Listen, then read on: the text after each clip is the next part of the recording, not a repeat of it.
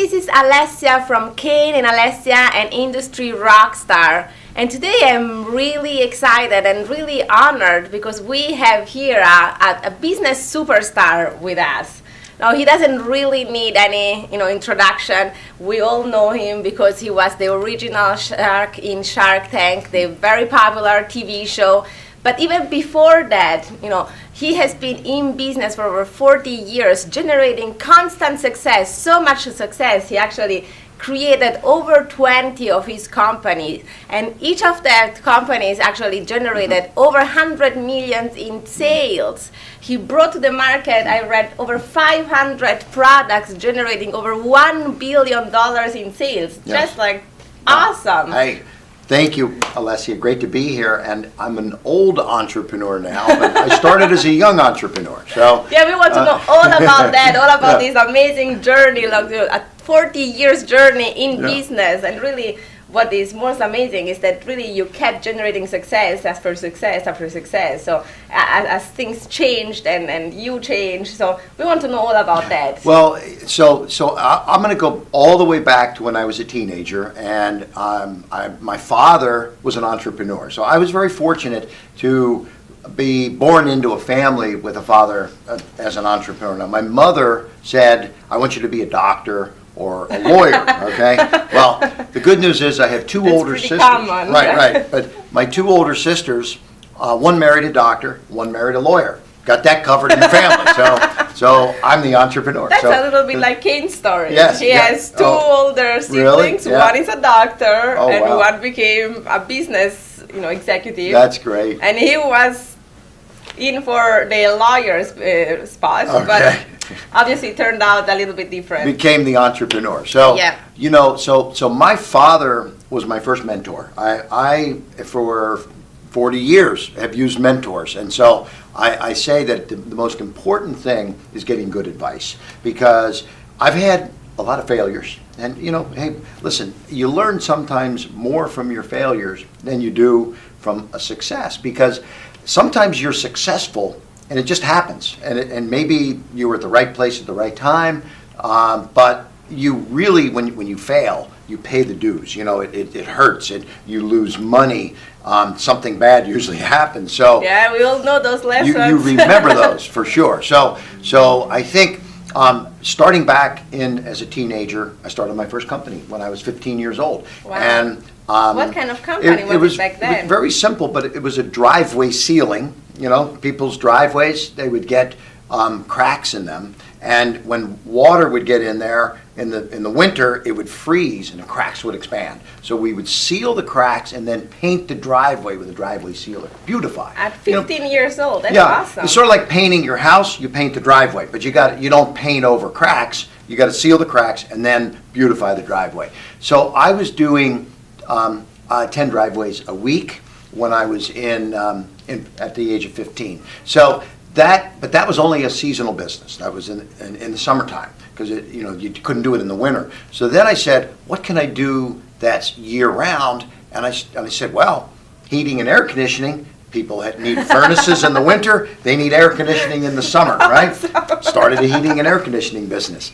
And we were installing furnaces and air conditioning systems. That was when I went to college. And then I ended up with 25 employees and 6 trucks. Crews going out every day, and I had to quit school because we were doing, I was doing $1 million a year in college back in the 70s. Oh, so it's many years ago. In today's world, that's millions of dollars, right? In the present value of money. But so now I started getting, more sophisticated, because we were doing outbound telemarketing, we were doing follow-ups, and we were doing lead generation, right? So, because what I did was I was buying the lists of new homeowners, and all my competitors would just, if the phone rang, they would go out. Me, I said, you just bought a new home. You got a new furnace that you've never operated. I'm going to send the guy out. We're going to clean it and do a safety check. Absolutely free, it's our welcome gift to the neighborhood. We love that. That's Yeah. exactly, that's so in alignment with what we teach, Yeah. to our community. We have a huge community of global business owners. Oh, yeah. And one of our teaching is that you need to give first. You need to Yes. actually go out, be proactive, connect to your target market, and give them something first Yes. so that they can start that relationship with you. So I love hearing That was that. 1978 when I started doing that. So Definitely a yeah. pioneer. It was amazing because we were doing almost 15 furnaces a week. And Wow. back then, I mean, it was amazing because we would get in and show people they had an old, dirty furnace that was inefficient. And so, hey, you just bought a new house, you need a new furnace. So we knew they had good credit because they just bought a house. So we financed it, $30 a month, boom. Then I actually decided to sell that business because it was very labor intensive. And I wanted something just more sales oriented. So I sold the business. And the day that I sold the business, I started talking to this business broker who had a stack of businesses for sale on his desk. So he had pizza parlors, flower shops, laundromats, delicatessens, restaurants, whatever, for sale. And I got to see the books and records of all these companies. And I said to this guy, hey, I just sold my company. I got a pile of money.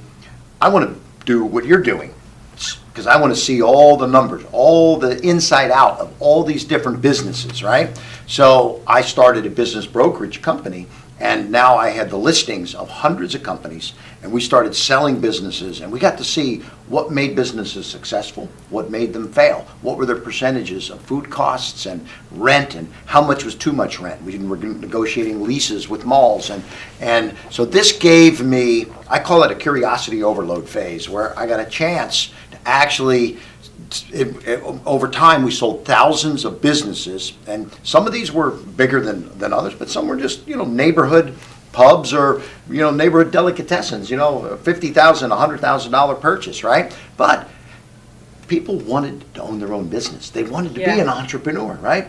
You know that. How many entrepreneurs do to start at the top? Well, there was this big, moment, this really Absolutely. booming moment for entrepreneurship. Yeah. People wanted to become really, the owners of their life, the creators of their life, and so there was Control your destiny, right? I know that, when my parents started the tourist business back in the 70s in Italy, there was this huge movement in Italy about starting your own business for the first time almost. I mean, people were so excited about all that. And yes. So I can, relate to that moment because I've heard about it. I wasn't there yet. Yeah.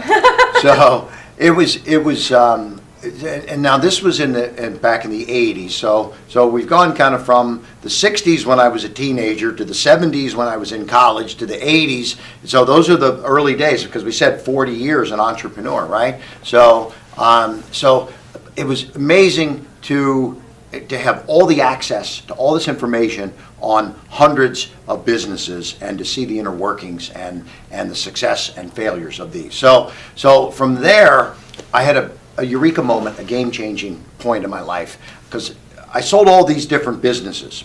So I'm selling restaurants, so I would go to restaurant trade shows. If I'm selling a home and garden store, I'm going to the home show, and I'm doing all these different trade shows.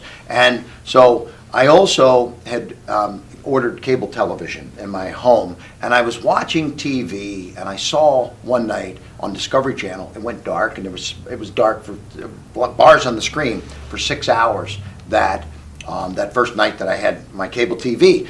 And when I called the cable company, I found out that it was only an 18-hour-a-day network. And so I said to myself, wait a minute, for 6 hours a day, there's nothing that's coming through that channel. And that's when the eureka moment hit. Here I am, the entrepreneur, selling all these businesses. What if I put products or something on there, right?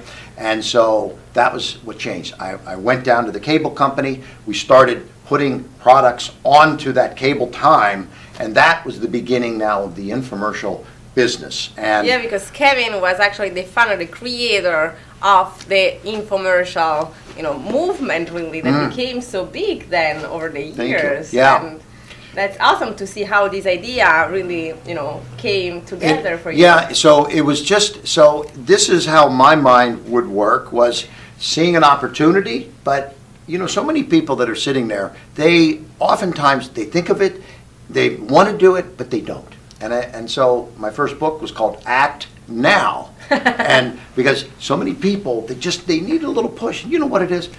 I think they're afraid of maybe doing it themselves.